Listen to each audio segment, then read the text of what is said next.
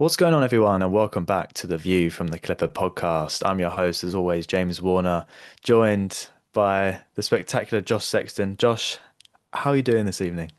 Doing well, James. It's been a nice week to be a Clipper, really, hasn't it? We made some predictions at the end of last episode that the Clippers would go 3-2 this week, and instead they went 4-1. They exceeded our expectations, which is always nice. I'm having so much fun watching this Clippers team at the moment. Like when me and you talked earlier in the season, kind of almost hitting the panic button in terms of blowing this team up, and then they went on such a great run and then they blew the team up kind of thing. I know it wasn't really Yeah, blowing it up. There were still moves that, as much worked for the now as they did for the future. And I think you've seen that over the past few games, especially. But like the fact that the Clippers like made a big change, and I heard it discussed on, I think it was 2 on 3 hoops the other day, saying we've kind of gone from this old team who were so like almost like robotic in the way they approach interviews, where it's like, yeah, it's only about the next game. Like we don't celebrate these things too much, and you see like Matherin and Garland and how infectious their personalities are.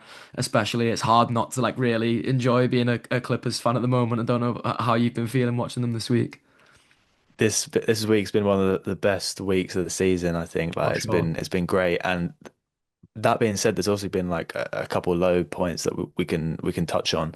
But yeah, I think it's just building on the episode we recorded last week, where I think we were just explaining how fun this team has become.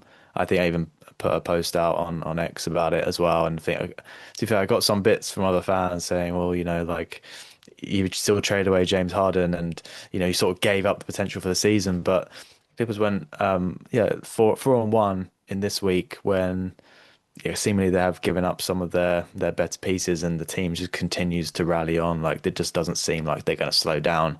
And we can touch on the game last night because that was an explosive performance, like probably one of the best of the season, probably the best Clipper game I've watched this year. So I'm excited to chop up some of these games with you, Josh. It's so funny though, isn't it? Like how opposition fans were so like on the Clippers when they're having that like really terrible start and be like, can't believe you ever thought this team were contenders, and then suddenly you've got like opposition fans going to you like, oh yeah, but you gave away James Harden so you couldn't contend, and it's like, well, for one, there's no reason that we can't contend any less than we could before. Like giving That up James Harden as for me, I know Kawhi Leonard obviously said it did, and that was why me and you were quite frustrated with him on that quote when we sort of discussed that on a couple of episodes ago, but like the Clippers haven't shrunk their contention window to me. The contention window was already tiny. They've kind of kept it tiny, as I say, by doing moves that are about the future but will work for them short term. And, I think Darius Garland has completely shown that this week, by the way. James Harden broke his hand, and, he's still been good for the Cavs, even though he broke his hand, but you don't know what kind of impact that will have going into the playoffs. So, no. there are so many moving parts to all of these things, and yeah, sometimes it winds me up, and it's a sports fan thing in general, really, isn't it? Maybe a sort of society thing in general if you keep zooming out. But the way people would just like take really selective bits of information and completely ignore all the context they had in the first place, where people were just like saying the Clippers weren't a contender, and now suddenly they think we should have been, or like, yeah, I just can't understand it.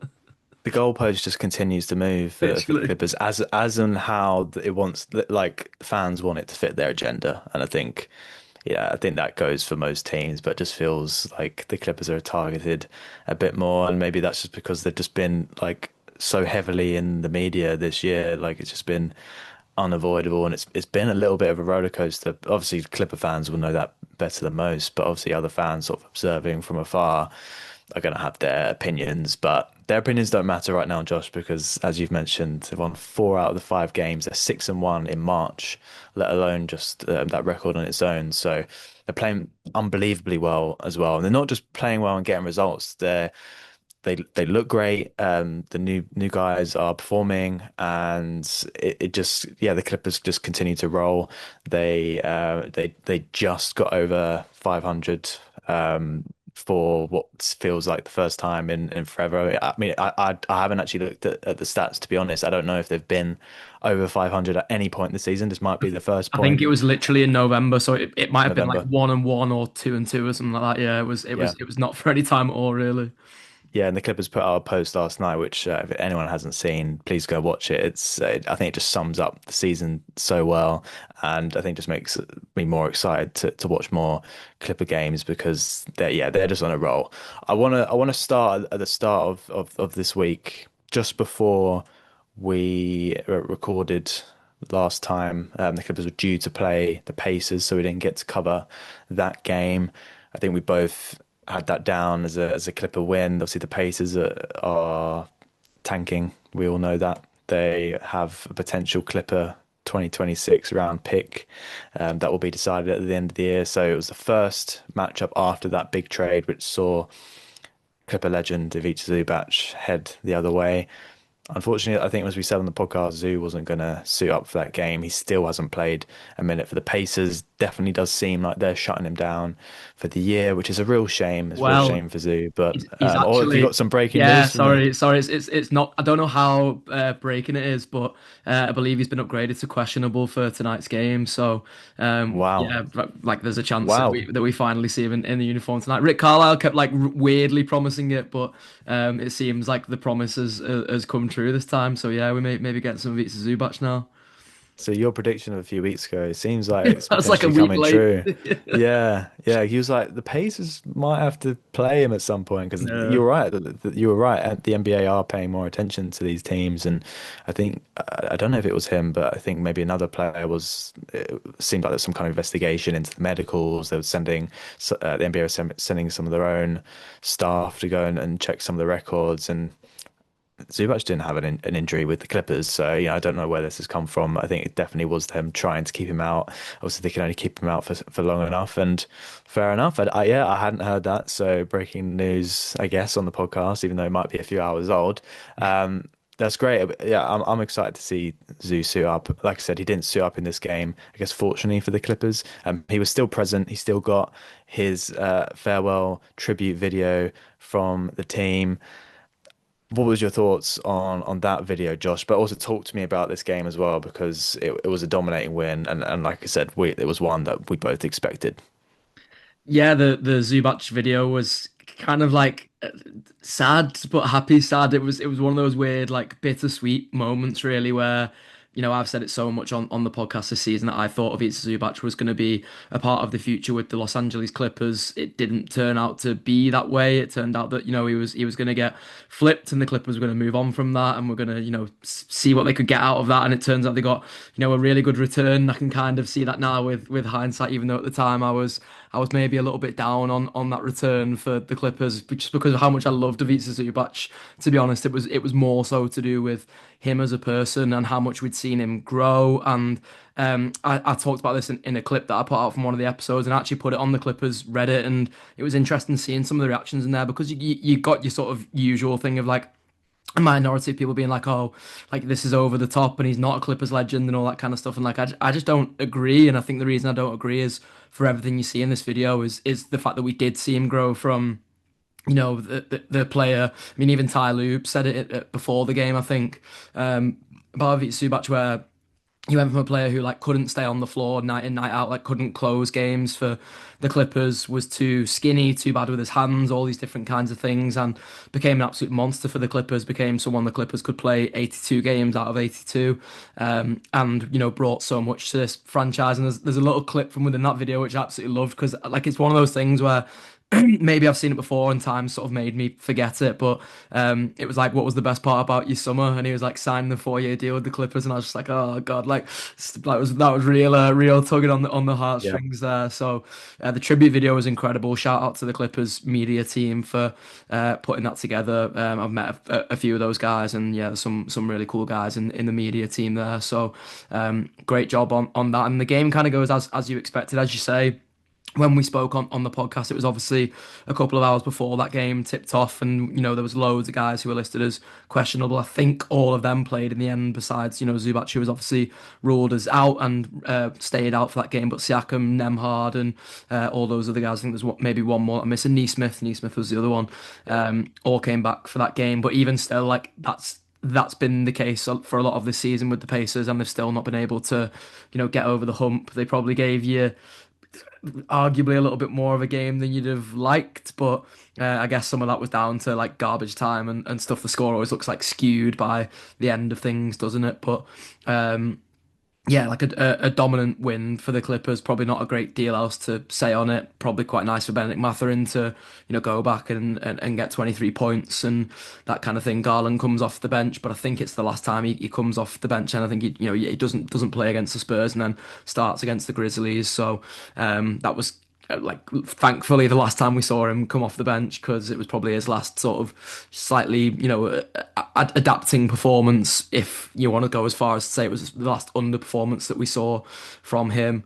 And then obviously the heartbreak of the Yannick Conan Niederhauser injury feels like the sort of bad thing that comes from it. And again, bittersweet on a night where we're celebrating one of our great centers, that someone who I think can be, a really good center for the Clippers in the future, has his, rookie season cut short. And yeah, just prayers up to Yannick and hope that injury heals up quickly, as in, doesn't eat into too much of next season, because it seems like a nasty injury to get, particularly at this stage. So yeah, not a great deal else to say other than to, yeah, shout out obviously Zubac, shout out Kawhi Leonard as always, as we'll continue to do here on this podcast and throughout the season, really. Benedict Mathurin too in this one, and then yeah, prayers up to Yannick. Yeah, it was definitely a bittersweet game as you described there. I definitely pulled the same bit out of the Zoo tribute video around like him being buzzing around that contract. It just that one hit home because he still had many years left with the Clippers, and I think a lot of people were surprised to see him traded. And I know we've covered this at length on the podcast, but just to sort of for like a final time, it's like yeah, just something that we didn't expect. But I think just respect to everyone involved. Obviously, just wish nothing but the best for Ivica Zubac. I think he's going to be a fantastic piece for them on a team that, just last year were in the NBA Finals. Obviously, they're having a bad year, but it's mostly just because of Tyrese Halliburton being injured and seemingly not coming back at all this season. So just looking to retool and reshape, ready to go again. And I can't see why they can't be an absolute force in the East next year. And I think they've added a perfect weapon, someone who's such a presence on the defensive end, who just gives his all in every game, and is just so effective. Still, in my opinion, extremely underrated. And I think it would be just now like he'll get the recognition because I think there's probably going to be a lot more eyes on Indiana, particularly next season, than maybe there will be on the Clippers. So, yeah, wish Sue the best. Can't say anything else about him really. He was one of the players I was fortunate enough to like see in person up close when I got to go to the Crypto.com arena a few seasons back. I don't think I'd ever seen a person over 7 foot in my life. So shout out to Zoo for being the first or the tallest person I probably ever stood next to. It's I've stood next to crazy. Taco Fall once, which is my biggest. I don't know if Wemby's bigger than Taco Fall actually. I think he isn't, is he? Because there's that picture of them at All Star Weekend together. I think Taco Fall will probably go down as the biggest I'll ever stand next to. Absolute giant of a man. Yeah, he's absolutely massive. So I can't. Okay, if Blowing yeah, you out of the water there. yeah, it's unbelievable. So yeah, I need to go see Wemby. I think that one's going to blow out of the water. But no, shout out to Zoo.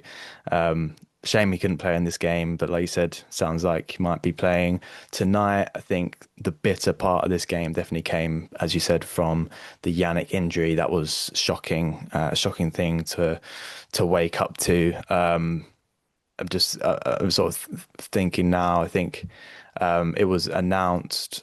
I feel like it was announced on the Friday. Like it wasn't known. Like I feel like he got injured on the Wednesday game, but it was only really like announced that he would be out on the Friday. And for anyone listening, I'm going to go sort of non-NBA for the moment. But I had a terrible Thursday football wise. My team had a bad result, so that sort of coupling with it was a real like gut punch for me. So yeah, not happy with the news. Yannick has had surprisingly a breakout season. I don't think any of us would have expected the season that he has had. He obviously wasn't getting much opportunity to start with. Obviously, the Clippers were stacked. They had a lot of experience. Obviously, had Zoo and Brook Lopez in front of him. So it was like, it just didn't feel like Yannick was going to get an opportunity. He played a fair bit in the G League, but as the Clippers have sort of gone through this transition period and obviously went through that terrible run, it just opened up more opportunities for guys like Yannick, but also your Kobe Sanders, your Jordan Millers as well. So he's taken that opportunity with both hands. He's shown that he is worthy of being selected first round by the Clippers, albeit late 30th. I don't think many were expecting it, even sort of your draft heads who follow the college basketball and NBA draft. Like I think it even shocked them. But clearly has like the toolkit, the skill set to be an effective center in the NBA, and he's demonstrated that in literally like no time. And I feel like particularly after our pod last week, obviously, I think we were just coming off that Warriors game, and I think that Warriors game was the one where it wasn't just the Clipper fans talking about Yannick, but like the national like NBA media fans of other teams were like, "Hang on, this kid's got a bit of something." The commentators even like giving him recognition in the game. So for it to happen literally the next game is yeah, that stings. That really stings.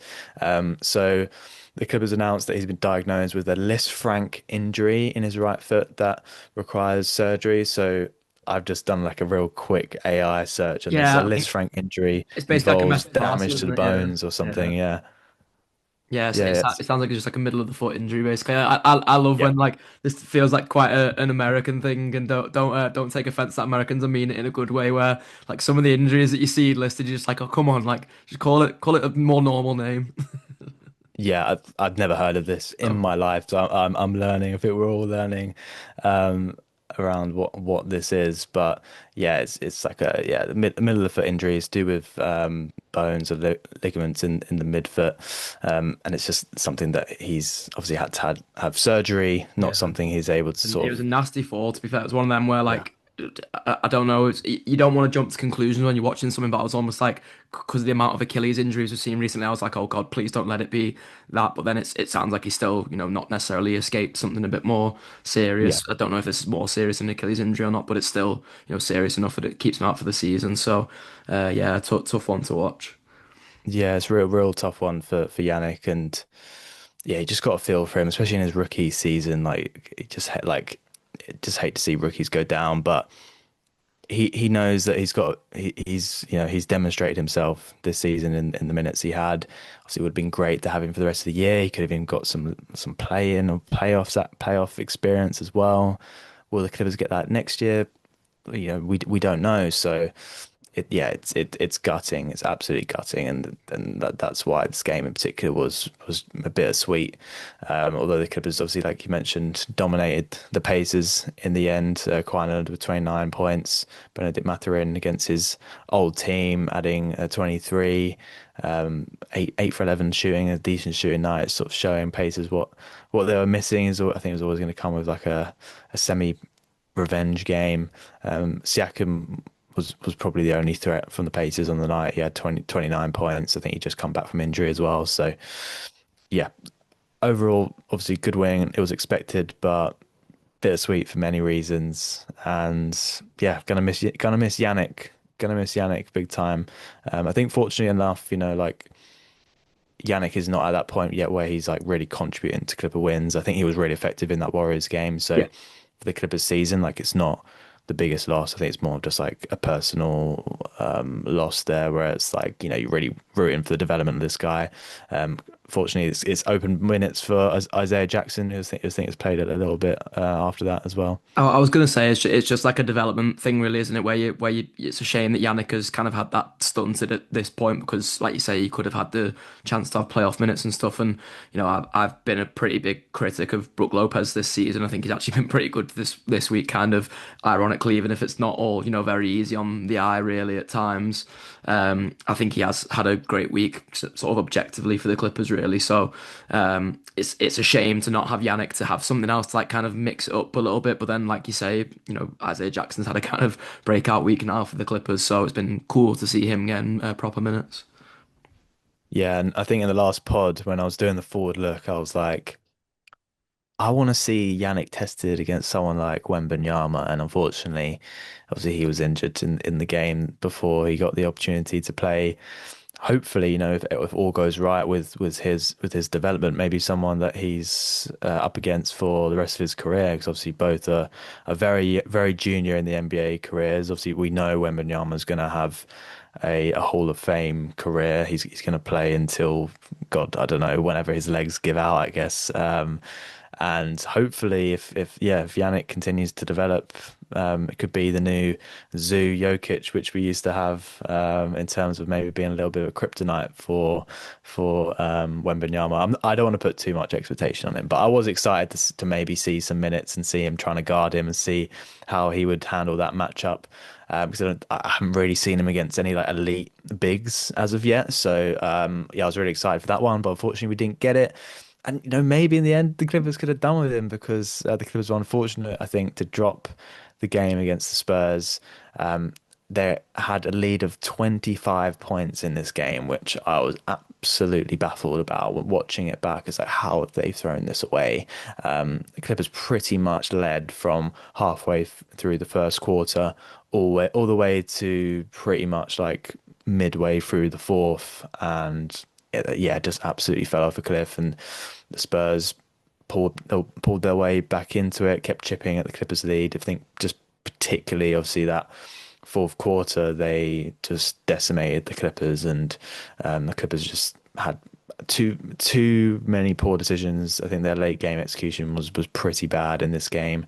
Turnovers, and I think the momentum swing. Obviously, the Spurs being at home as well. Like, yeah, it just was one that just got away from the Clippers, even though like it was pretty much in their hand, and was really disappointing because I think that was the one that we highlighted as being like, don't see it, like don't see the Clippers getting this one. The Spurs are just so good this year, second seed. Wembanyama's having an amazing season. Just yeah, it was a shocker. It really was. And obviously, like I mentioned, didn't have Yannick. Also, didn't have Darius Garland in this game, and maybe that was like the guy who maybe could have helped the Clippers see it out. So I think, yeah, I think there's a lot of positives you can take from this game, and it's just one of those frustrating ones because obviously the Clippers have been so good. Like it would have been fantastic to win all 5 games. Like, could you have believed that? But yeah, it was unfortunate in the end. Kawhi Leonard against his former team with 30 points, 9 rebounds, just not enough. And I think Wemby down in the fourth quarter, just I think showing what a fantastic player he's becoming, and that this is a guy who's absolutely going to relish the playoffs as well. And I think is obviously going to draw a lot of attention from that. But yeah, Josh, what were your thoughts on the Spurs game? Because in the end it was disappointing, but I think we sort of have to temper our expectations because I don't think we were expecting a win. But when we play so well, it's like we could so close, so close.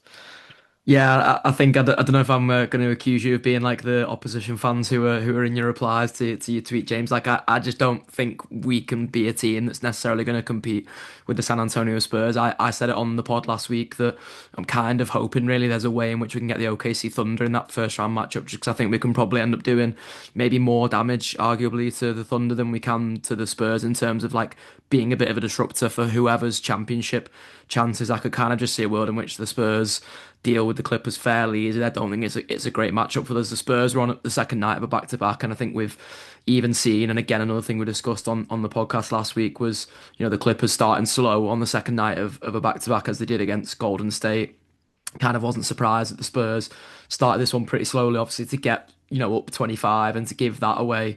I guess you can't like overstate that is a negative thing, really. Like it is just a negative thing, but I would kind of temper those expectations, as I say, by saying like the Spurs are just a far better team than the Clippers. And I think what kind of happened, similar to this season, really, like when there's that Kawhi quote, which I know is a bit of a teaser or spoiler for a bit later in the pod, but that Kawhi quote when he's like, "Well, this is the record that we should have now as the Clippers." Like this is kind of what I think should have happened. Like it should have been a close game to the end. It shouldn't have been a 25-point lead for the worst of the two teams in this game here. So kind of wasn't surprised by the Spurs fight back all in all. Am I disappointed in it from a Clippers point of view? Maybe a little bit, but even like second half, like 5 turnovers. It didn't feel like one of those games where the Clippers like really threw this one away. it felt like the Spurs just got really hot and didn't look back, basically. 70 points in the second half compared to the Clippers 46. And that's kind of the way it felt really when you were watching it. It just felt like the Spurs had come from a game against Detroit, which, took a lot out of legs from the night before, and they'd won that game and different kinds of things. But, the Pistons are obviously a tough team to play against. And it felt like they just warmed up into this one. And then once, as I say, once they got hot, just kind of took off from there. So, not wholly disappointed in the Clippers. I think if you'd have said to me they'd have lost one game throughout this whole week, I could have probably argued it would be this one because I think they're the best team that we've come up against. They're better than the Timberwolves, better than the Knicks Yeah. for me. So if this was to be the one they lost, and as I say, like for it to go the way it did is disappointing because always disappointing to go that far up, to be that far up, sorry, and then lose. But yeah, I kind of wonder if this was just a bit of a regression to the mean in terms of like the Spurs came into it a bit tired, kind of just like tried to like tread water through the first half, and then second half panicked a bit. We're like, oh no, we actually need to go and win this basketball game now, and just did. Yeah. Yeah, I tend to agree with you on this one. I think the Spurs are going pretty far in the playoffs. Like they are a fantastic team, and they'll go as far as Wemby can take them. I do want to give the Clippers a bit more credit though, and it's difficult to say. Like we are obviously in a good bit of form at the moment. There has been significant change. I think the bulk of our momentum shift from this season has been built around James Harden. So before I say this, I just want to heavily caveat that this obviously isn't a complete picture of the Clippers, but in terms of the four best records in the NBA since Christmas, number one is the Boston Celtics, 27-10. The second best record since Christmas, the Spurs, 26-10. The third best record in the NBA since Christmas is the Clippers, 25-11. Now, if the Clippers saw out this game, they would have had a better record than the Spurs since Christmas, which is absolutely mind blowing. Yeah. And like in any other sport, maybe that's not like a big thing, but there's 36 games between now and Christmas, and you're telling me the Clippers may have had an opportunity to have a better record than the second seed Spurs. Like they're a good team. I think this jury's still out. Obviously, there's more games to play. I'm not saying the Clippers could beat the Spurs in a playoff series. I think they would definitely give them a lot of issues, but I was encouraged by the first three quarters. It's just obviously, yeah, seeing it out, and obviously when it comes to playoff games, that's where it really matters. That's where games are won and lost. So yeah, they will give the Clippers some problems. If the Clippers finish in the ninth seed, it's going to be a bit tricky for them if they have to face the Spurs in the first round. James, forget everything I said. Since you've read that stat out to me, I'm now convinced this is the worst loss of the season. I would have loved to have been better than the Spurs. There's something on the Coming out of line. this You one, didn't exactly. Yeah, I didn't realize. realize the stakes were that high. God's sake, Yeah, Clippers, could you not just see this one through? I know. But they'll have another opportunity. Who knows? Like they're on good form at the We'll moment. we'll see them in the first Um, round of the playoffs. That's when we're getting our revenge. That's when yeah, we're getting our revenge. yeah, exactly. Um, but yeah, I don't know how the Clippers could play the Spurs in the playoffs. Is it even possible? I Yeah, just guess basically winning the 7-8 matchup because the Spurs 7-8. are Yeah. like basically locked into second now. So, Yes, and exactly. the only way it could change, which is kind of what I was banking on, is if the Spurs overtake OKC. Because I know I said on the last pod, like, oh, maybe the Clippers can do this and do this, but I just don't want the Clippers to lose any playing games. That would be really bad for my heart Yeah, health. So, I'd quite like the Spurs to just swap with OKC. We win out against Phoenix in the 7-8 matchup yeah. with, Dylan Brooks out for the season. Feels I like can it see. is I can see possible. it. So yeah. I can see us winning that first playing game. I think we're getting a bit ahead of ourselves. Don't want to look too far, but I think just in the context of the Spurs, it's definitely a team that we've established. It's definitely a team the Clippers could play in the playoffs, and if they play how they did for the first three, like I said, they didn't have Darius Garland. Maybe that's a guy who could have seen this game out. Who knows? I definitely think the Clippers could take at least a game or two against this Spurs side who are still young. That maybe don't have that playoff experience in the team. The Clippers have it with at least with Kawhi Leonard, and even other guys like Brook Lopez, who's obviously who's been starting games. Derrick Jones Jr. Has been a good playoff performer. Guys like Chris Dunn are going to relish opportunities. So who knows? This might have been an early look to a potential first round matchup. There's a long way to go. There's a long way to go, and obviously, the caveat the Clippers get through the play in. But yeah, I did enjoy this game. Obviously, it was just awful how the Clippers fell off in this one, but. like I said, fully strength for Clippers side. Who knows what they could have done? And it was unfortunate just to be so close in a game that I think everyone just wrote off, or at least we did last week. Um, but moving on, Clippers did manage to bounce back with a win against the Memphis Grizzlies. This was one that I think We a lot of exercised the people comeback had demons, wrapped up. James. We exercised those comeback demons in this one. This was making up for that 25 point down the night before coming back from 19 points. Yeah, I love that when the NBA .com thing does that, by the way. It's got like, a title in the game like Clippers rally from 19 down. It's like we were basically 19 down from the first quarter and like yeah. just won the rest of the game. I imagine there was a little bit of hangover from that Spurs game and like the deflation of obviously being 25 up on the second Yeah. seed. That's got to hurt, and that would And have taken even a even lot up out of them. even up to like the thing we've sort of not mentioned is that last play of the Spurs game as well when Nico was meant to inbound to Derek Jones Jr. Yeah, and like Ty was absolutely livid, wasn't he, on the sideline yeah, there? So I can imagine they kind of go into that first quarter against Memphis just feeling a little bit like yeah, I think deflated is probably the right word. yeah. Yeah, like I said, the Clippers rallied from 19 down. They did it early, 19-point lead, sort of near the end of the first quarter, but pulled their way back into it and sort of just sailed off from there. But I think this was a game that the Clippers really were expected to win. 3-point game in the end is obviously not not fun, but sometimes you just got to grind these out. Like not every game is a given. I think we've definitely found that. And yeah, it was just more greatness from Kawhi Leonard, just continuing to do Kawhi Leonard things, being efficient from the field, and actually just brought them over the line. Darius Garland was back for this one. See, I would have loved to have seen him play the Spurs, but obviously in the end he was maybe a difference maker and actually getting the win. It would have been horrible to drop both games, so glad that he played. Dropped a nice stat line, 21 points, also 21 points for Benedict Mathurin as well. Isaiah Jackson getting some minutes, he produced 12 points, again showing that although like the Yannick injury is horrible, like the Clippers still have an option there, a backup center who can come in and contribute. And I thought he looked good in the game. And yeah, well, I think we just needed like a safe pair of hands as a backup center, really. But he played some decent minutes in this one, and yeah, it was just a good win in the end. Any further thoughts from yourself, Josh? No, that like the Isaiah Jackson minutes were really encouraging. I think it set a bit of a platform for what we saw in the next two games against the Knicks and the Timberwolves then as well. Maybe less so in the Knicks game, but I thought he was great in the Minnesota Timberwolves game. Just like especially on the glass there against Minnesota. I thought he was really good, and this game was huge because it was a 12 and 12 game. So like those rebounds were so valuable. Five offensive rebounds in this one as well, which I didn't even realize from like watching the game. It's the funny thing about when you like look at a game and then what you see versus eye test versus what the box score says. Like I remember him getting a few boards, but I don't remember five offensive rebounds. That's quite frankly ridiculous. So a Yeah, huge Isaiah Jackson game.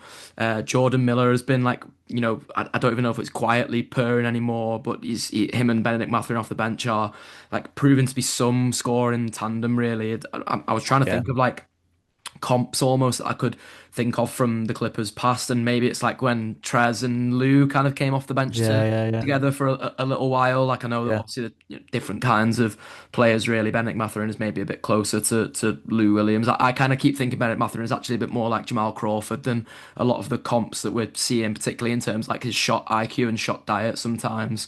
But then he can get to the free throw line like Norman Powell, or even he'd probably go as far as say James Harden because he's been yeah, ridiculous getting to the free throw line so far, hasn't he? So yeah, pretty clear directive, I think, from Ty Lue to Jordan Miller and to Benedict Mathurin being like, I know you're both not the greatest shooters. Like Benedict Mathurin is shooting less, like volume of threes than he ever has in his career so far as a Clipper, which I wonder if that's like a direct thing from Ty, kind of saying like, don't go out there and just put up shots from three. Like I want you to go out there and be a menace in the paint. I want you to slow the game down. I want you to like bring it back onto our terms so that our starters can kind of come back in, maybe with an extra rest because literally like the clock is stopping, isn't it? So and yeah, it means that the table is kind of set for them because you've already like slowed the game down a little bit, and they can then go out and push the pace again because that's what I've been so impressed with Darius Garland so Yeah, far. And it probably realistically started in this game really is his ability to just like I kept thinking about times when I'd have seen like in the flesh or watching on TV like Chris Dunn kind of quickly bring the ball up to like almost halfway or at least like the D of the center circle and James Harden would just be like slowly lumbering behind him and Chris Dunn would kind of turn around and pass to James Harden and James yeah, Harden like really slowly bring it over half court and then now what you see is Darius Garland gets it and just immediately goes like that and looks forward and like if there's a pass on throws it forward if there's not he runs to half court and stops then like gets into his dribble and lets everyone get set. So they're the things that I think were kind of identified at first in this hmm game, and have kind of like only ramped up from there really. And I know we shouted out Derek Jones Jr. on the last podcast, but like I don't know if it was enough because I think we were almost still saying it as like, yeah, Derek Jones Jr. has been kind of like cool as this like momentary second option, sometimes just third option, but like Derek Jones Jr. is playing out of his mind at the moment. And again, a really nice little stretch for him started in this game against Memphis. So, considering it was the second night of back-to-back with travel, by the way, like traveling from San Antonio, Texas to Memphis, Tennessee, I think it's only like a 2 hour flight, but any level of flying when you're playing two high intensity sporting events back to back seems ridiculous to me. So, yeah, really, really encouraged by what we saw in this game, despite us being 19 down at the end of the first quarter, as NBA.com puts it. yeah. Yeah, that was a tough first half, but like you said, the Clippers managed to see it out, and I think that what you've been saying there around pace has just been a theme through these next three games. Really, is just like how night and day it is between like the Clippers that started the season versus the Clippers now. Like going into the season, talk about how old the Clippers team is, being basically bottom of pace and possessions, and just being sort of a grueling watch, really. But now, like as we've been saying, like the Clippers are really fun.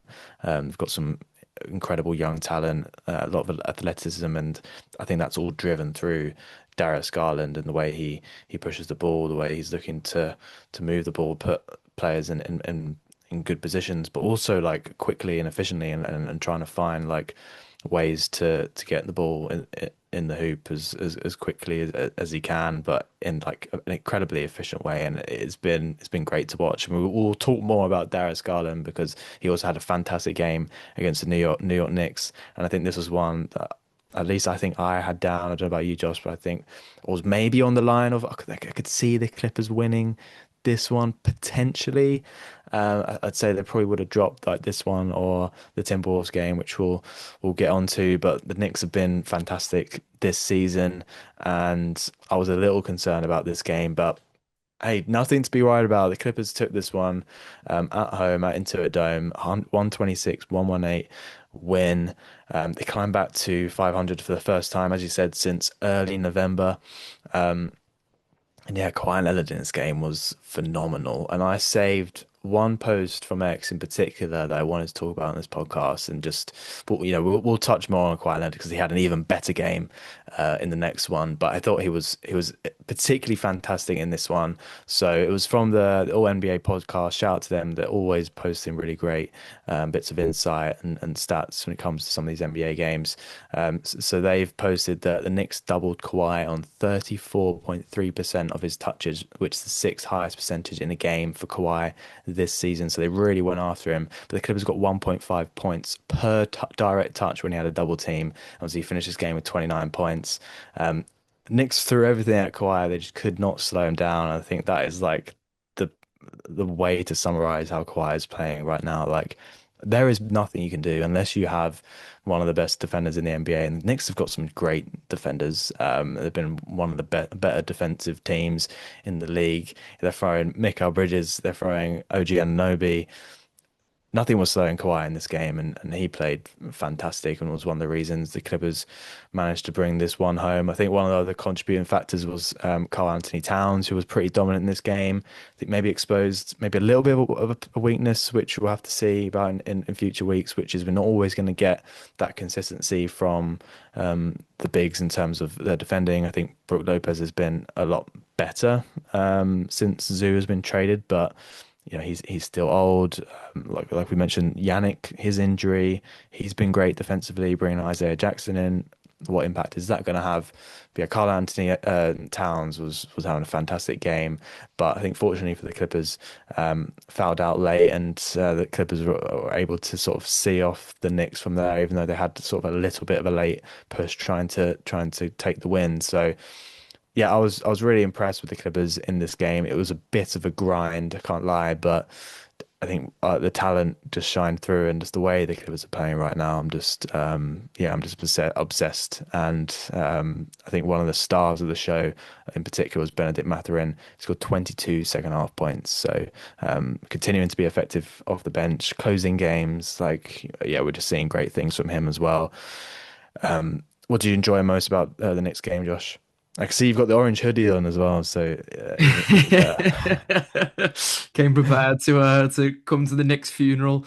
It was just there were so many interesting things by like we survived a really good cat game, and I think if you'd have said to me beforehand again, because I like similar to you, I was thinking when I predicted the 3-2, this would probably be one of the games that we'd drop, and I guess I was kind of like being generous even because I wasn't necessarily sure if we beat the Timberwolves either. But then Ayo Dosunmu being out for that one, I think did us a little bit of a favor, but I definitely don't want to yeah, take anything away. And I know we'll come on to talk about that in a bit more detail. But this one from the Clippers' perspective against the Knicks, like they threw so many different coverages at Cat. So the player who still covered him the most was obviously Brook Lopez. He covers him for 6 minutes total in this game, sort of looking at the matchups. But Isaiah Jackson has 2 minutes against him. Kawhi has a minute against him. Derek Jones Jr. has a minute against him. Chris Dunn has a minute against him. And there's a couple of players where he must have just got switched on to him because like 30 seconds of Darius Garland, 30 seconds of Jordan Miller, etc. So just really interesting to see like how the Clippers tried a lot of things to throw at Cat, and I still think Cat was able to get into a rhythm. But I wondered, like, there's obviously a slim chance that the Clippers will come up against New York in the playoffs anyway. But if you can imagine that there's a world in which the Clippers get to the final against the Knicks and have to deal with the same problem again, like, do you kind of just settle for letting Cat have a good game if it means that the ball is out of Brunson's hands a little bit? I know Brunson still has yeah. like a pretty good game in this, and I say pretty just because by his standards, like I love Jalen Brunson, love watching him play. So like the 28 points is massively impressive, but like again, sort of eye testing, it didn't feel like this was a game that Jalen Brunson like completely dominated in the way that he can.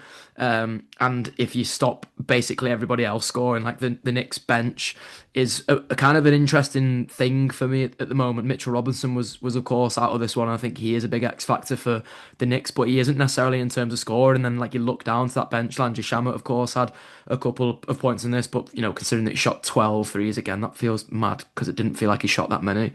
But shoots 12 threes in this and only makes three of them. Like that is a really quiet night. But I think the fact that he shot 12 threes kind of proves my point as well, that there's just not enough offense off that Knicks bench really, and that's one of the things I've been sort of concerned for Knicks fans going into the playoffs. So I think this you can kind of almost chalk this up as one of them from the Clippers where they've gone, well, we'll let at least the two main guys beat us. OG Anunoby has a pretty good game until Kawhi puts him on absolute skates at one point, which like just one of my favorite Kawhi highlights ever. I think to be honest, like that dribble move was ridiculous. I was shouting about it on Crossover the Pond when I recorded with Drew on Monday as well, because I'd like come straight from the game, straight onto the podcast, and was like, "Oh my God, Kawhi Leonard!"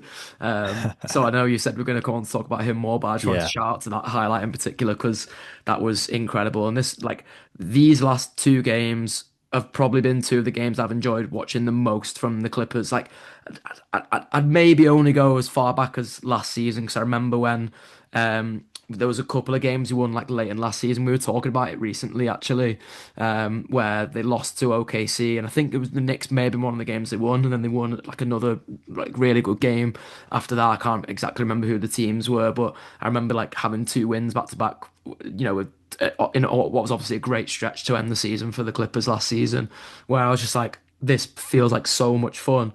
But this fun now has that kind of added thing of like we're literally watching parts of the Clippers' future play here. Whereas even last yeah, season, you were a little bit like, this is probably only going to be together for another year or two now. And obviously, it only ended up being together for maybe 6 months after that, if that. So, yeah, this was just such a fun win. Really, really enjoyed watching this one.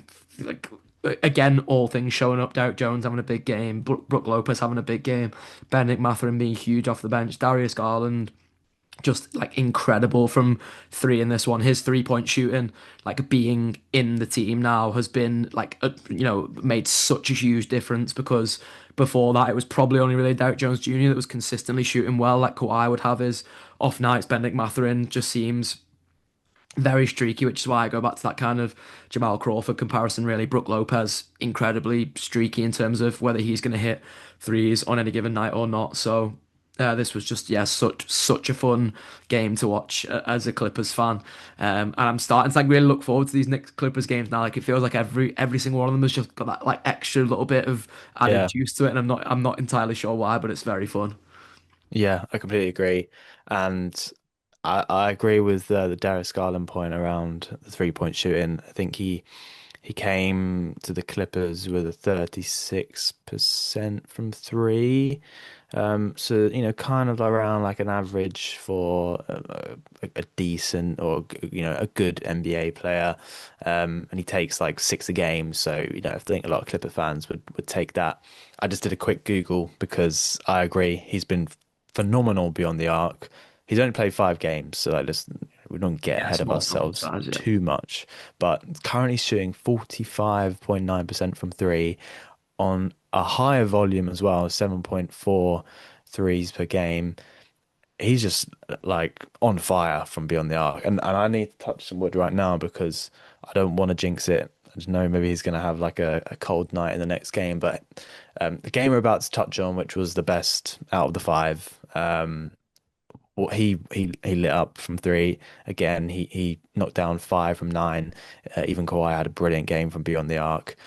He shot 6 of 9. The Clippers did brilliantly from three in that game, shooting 51% on the night, dropping 19 threes. And of course, it was the win over the Minnesota Timberwolves, which I think was a bit of a statement win considering the scoreline.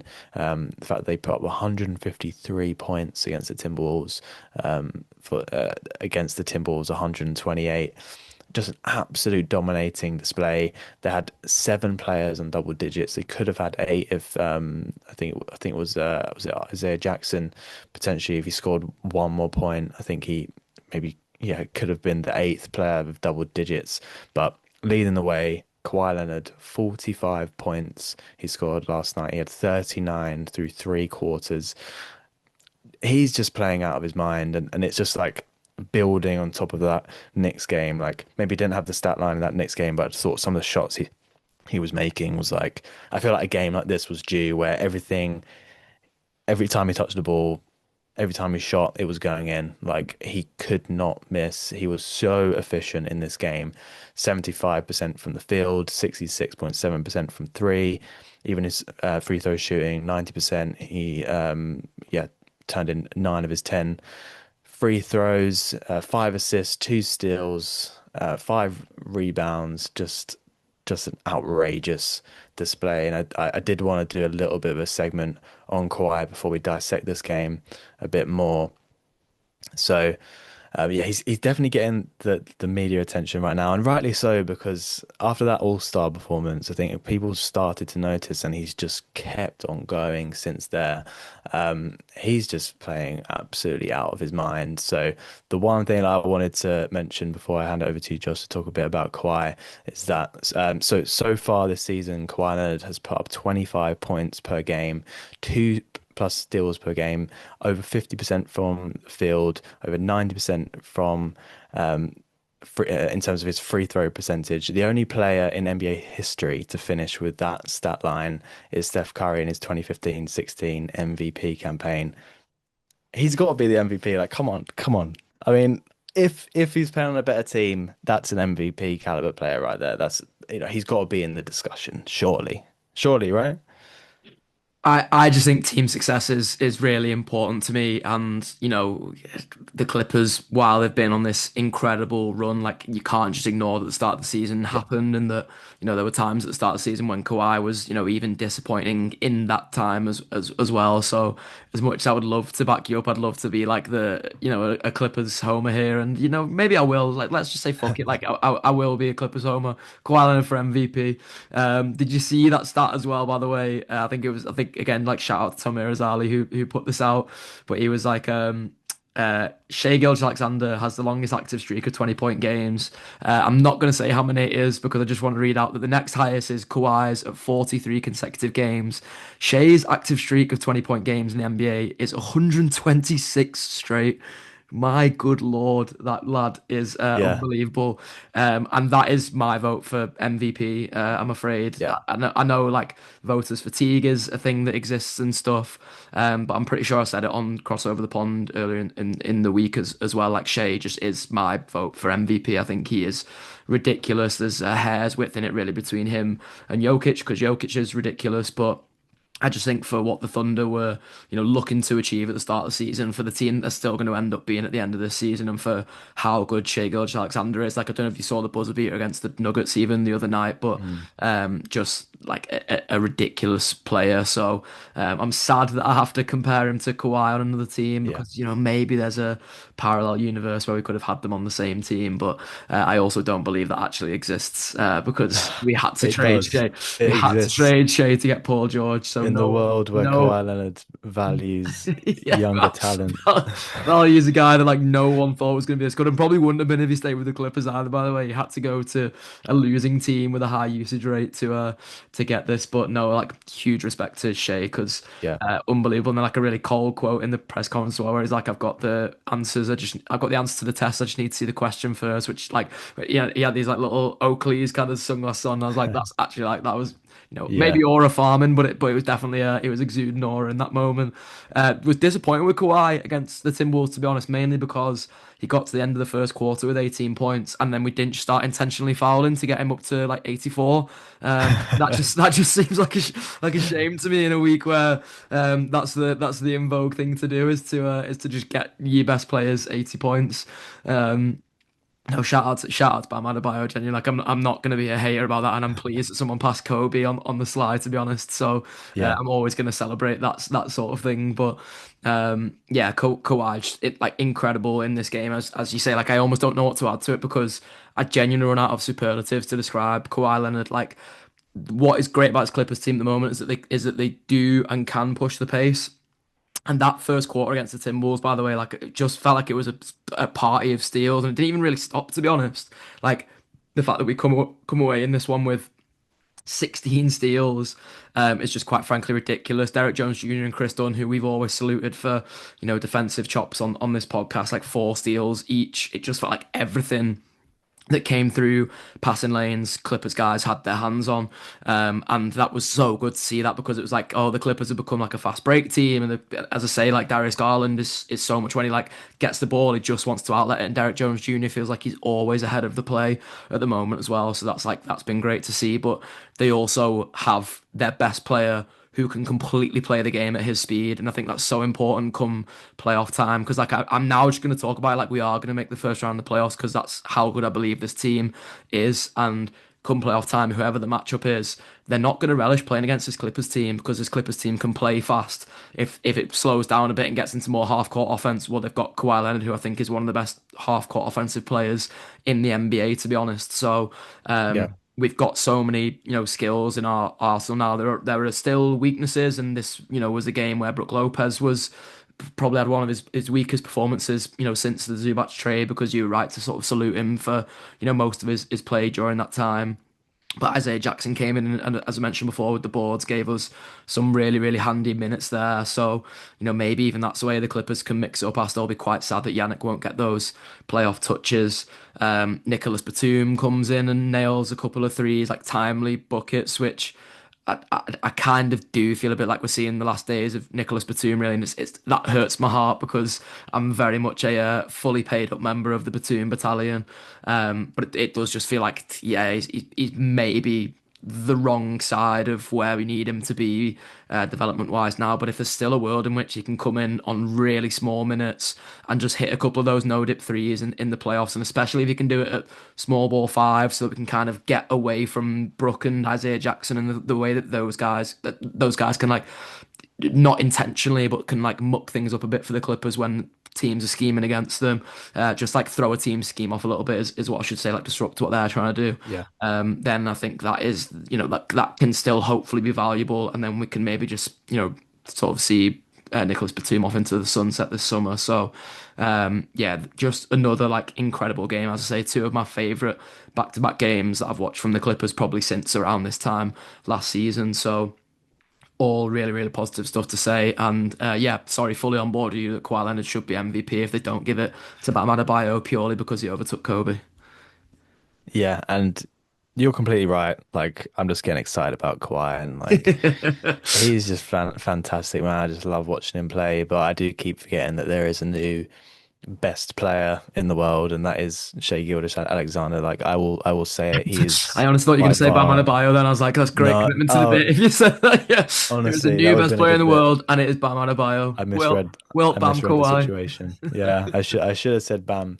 Where's SGA's 80 point game? He ain't done it yet, but yeah, that could come soon. That could come soon the way he's playing. But yeah, I'm prepared to say he's better than Jokic for me. Like he's just been on a different kind of tear over the last few seasons, and it's just scary how good he's gotten. And yeah, just thinking about that Clipper trade, I think we're just gonna forever be haunted to a degree because he's just becoming like a bit of an alien player in front of our eyes, and it probably wasn't something any of us could have ever imagined. But I still think that if Kawhi Leonard could have somehow got unbelievably better knees or could play 65 plus games, like he'd be right up there. He'd be enjoying the conversation because that is an unbelievable basketball player. And I think Anthony Edwards came out after the game and gave him some props in terms of saying that he may be one of the best players to ever play the game when he's healthy.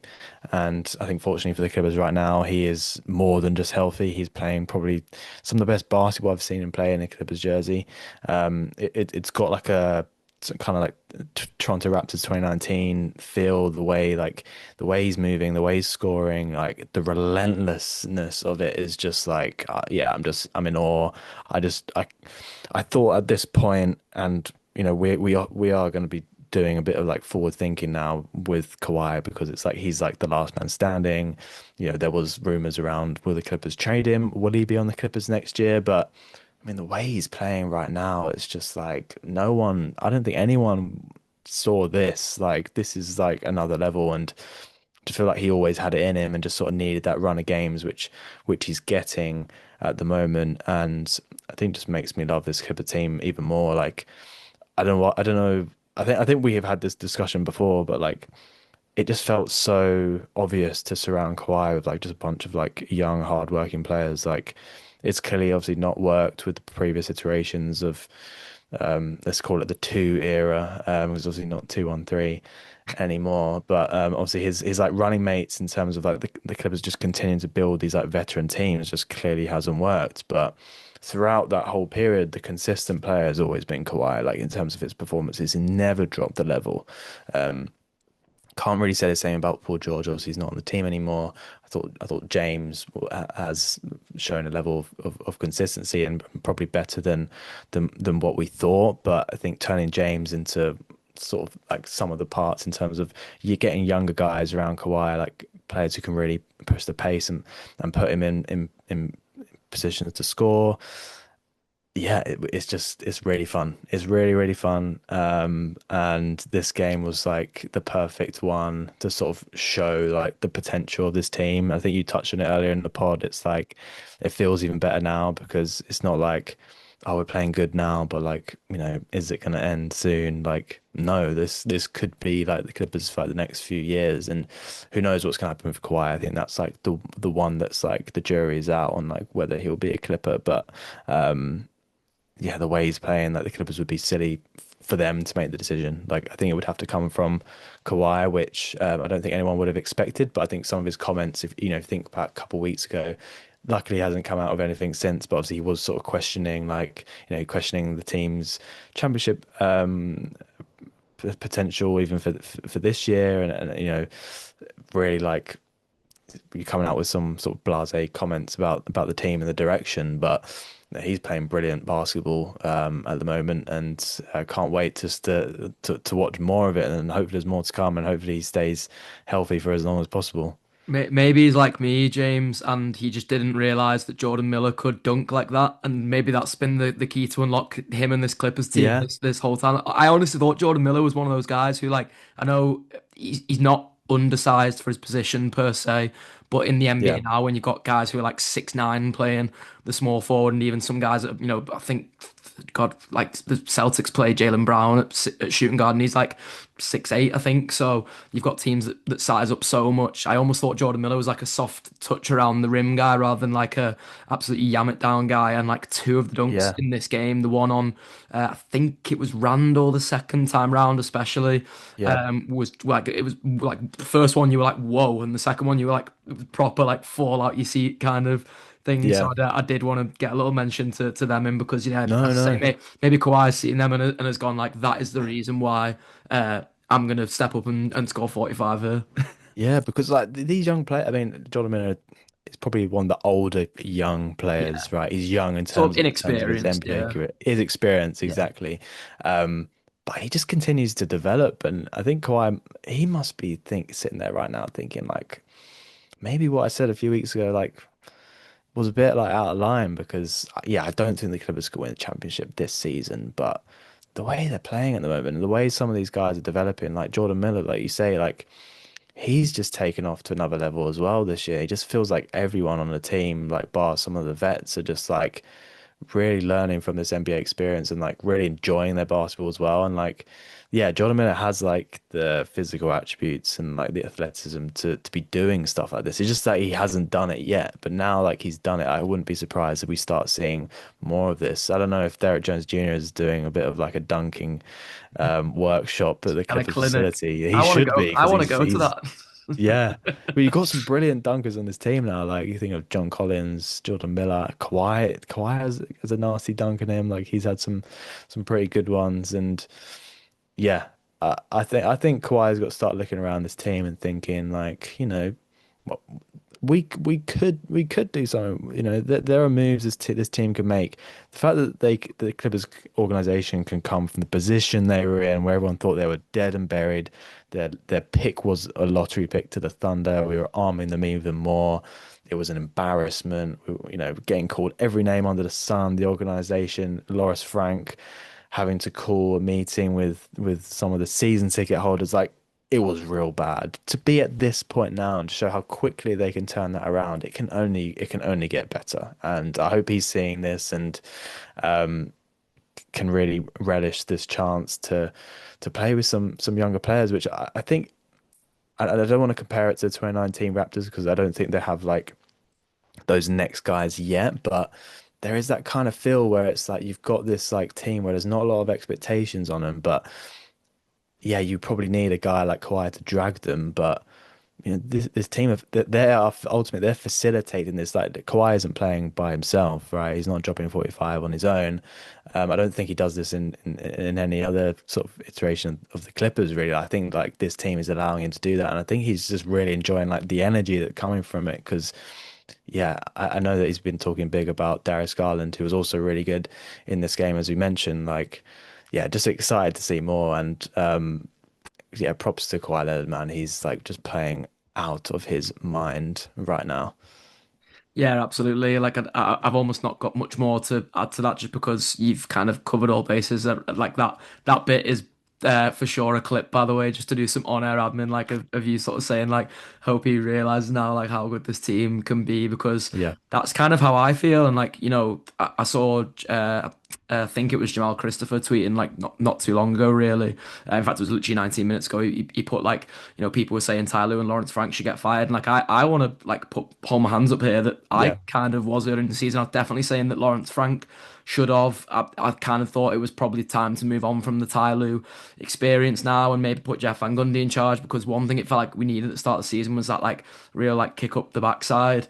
And as you say, the Clippers have got that now. Like they've got young, they've got energetic, they've got hungry, and it was all things we didn't see at the start of the season. I know the Clippers obviously turned that around before they got younger and got these guys who were so, hungry and energetic. And before Jordan Miller was getting big minutes, they were still kind of turning this around with, even Jacoby Sanders being the sort of Jordan Miller role in the team. But like even now, you're seeing that Kobe's rookie season is kind of petering out a little bit. Like I still think he'll have moments with the Clippers this season, but he's not kind of playing them big minutes. And it's testament to guys like Jordan Miller that he's now made himself a bona fide part of the rotation. In fact, you could even argue the reason Nicholas Batum's minutes have waned so much is because of the influence that Jordan Miller has been able to have on this team. And considering that we went into the playoffs last season and Nicholas Batum was still so important to this, like to basically any closing Clippers lineup, never mind to, just the rotation in general.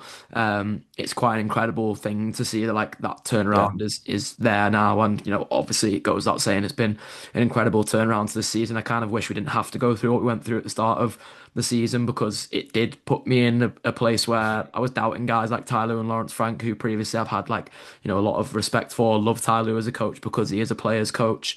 And I'd love to be sat here now saying like I'm not surprised it turned around. I'm kind of not in terms of the talent level, but I completely am in terms of just like what seems to me to be realistic. And yet we sit here and as you say, the Clippers are competing with the San Antonio Spurs in terms of who has been one of the best teams in 2026 so far. So yeah, just like a ridiculous, ridiculous run from the Clippers, and proud of everybody in the organization really for that turnaround, because I know Ty has not been taking a lot of credit himself and has kind of credit his coaching staff when he was asked about this by I think it was Joey Lynn. But Ty should take loads of credit. The coaching staff should all yeah. take loads of credit. Lawrence Definitely. Frank, I could argue should take some credit for what he did at the trade Yeah, deadline, because it's reinsured the Clippers' future. While as I say, relying on some things that are good short term too. yeah, And now the biggest compliment I can pay the Clippers is exactly what I said before, that this team feels like a team that like I am almost giving in my head a bye to the first round of the playoffs, and that might come back to bite me. But like I'm so optimistic and confident about this yeah. Clippers team right now. I'm going to take that optimism and confidence to the next level because I think we need to have a look at the games over the next week. And I'm going to come out and say it right now. If we record this time next week, I'm potentially saying the Clippers are 4-0 over that period, and potentially 5-0 if you stretch it to the Thursday. And hear me out on this one. So the Clippers due to play the Bulls on Friday, the first of three home games in a row. They unfortunately do have a back-to-back, but I think they beat the Bulls with ease, and they definitely beat the I was Kings gonna with say ease. it could be it could genuinely be the easiest back to back you have to play all Yeah, season because of how bad easily, both of those teams are right now. easily. Yeah. And then you get the rematch with San Antonio Spurs at home. And I'm gonna come out and say it. I think the Clippers can beat the Spurs. I'm just basing it on that performance from the other night.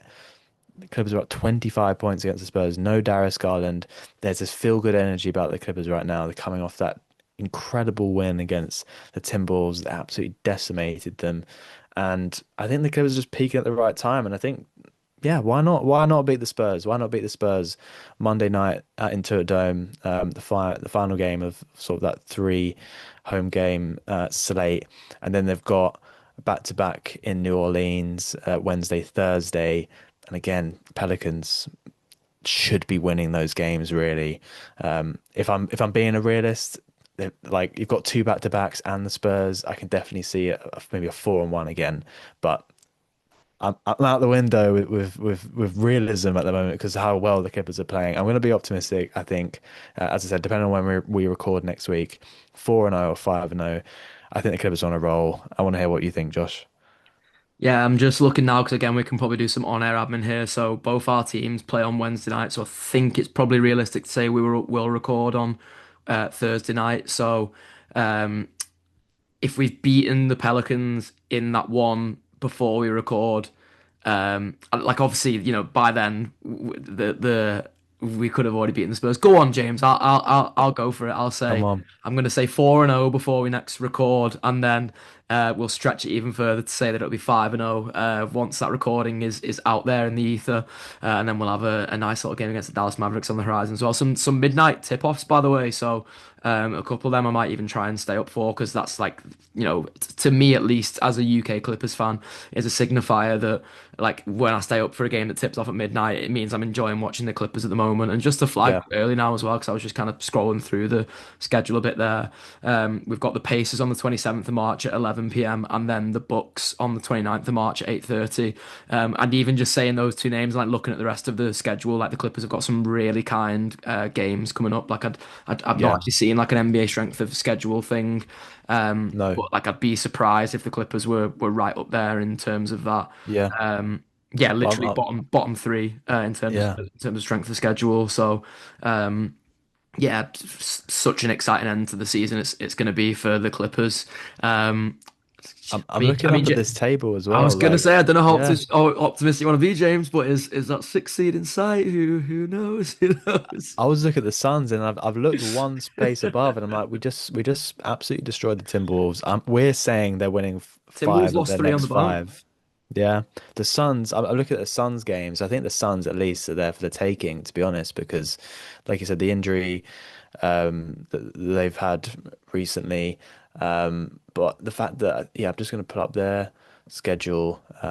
They've got a game against the Pacers today, definitely winning that. But their next five games are the Raptors, Celtics, Timberwolves, Spurs, and Bucks, Raptors, Nuggets. If you even want to take it even further, Yeah, there's some tough games. If the Clippers keep here's winning, they're going to catch them up real quick because they're only 5 games behind. here's what you're after, James. So just on Tankathon now, and strength of schedules remaining. Minnesota at eighth, hardest strength of schedule. Okay. Denver at 10th, and Phoenix are 11th. Which, considering that we're Okay. 28th, does have to make you feel There's an good. Does have to make opportunity you feel here. There's good. an opportunity here. I want to keep reviewing this because we're only, yeah, I said 5 games behind Phoenix, and then I think is it 6 behind the Timberwolves and the Nuggets as well. Hey, who knows what could happen between now and the end of the season? There's But there's part there's actually there's two games separating Houston in third. It's like last season all over again. I'm getting deja vu. There's two yeah, games separating Houston in third, right down to Phoenix. So I guess the Clippers are making the third seed then. That seems seems to be the direction of travel. yeah, because after the Pelicans, the Clippers are playing the Mavs, so that's that's potentially 6-0. Let's Then they've uh, got some let's tough games, Bucks let's and throw Raptors, Houston. but Let's throw yeah, Houston and the Lakers into the equation.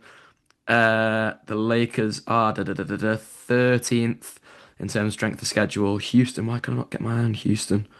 Oh, they're 21st. So yeah, we'll happily hand over the third seed to yeah. Houston Rockets, but we'll sit behind them pretty in fourth. I'll take that little home court advantage. Absolutely. Yeah, I mean, there's less than 20 games left, so it's going to be a tight ask, but you never know. The Clippers keep winning. They could definitely find themselves maybe not even in the play-in anymore. And I think the Clippers got to look upwards, especially with how optimistic we're feeling right now. Um, yeah, this has been a great episode, Josh.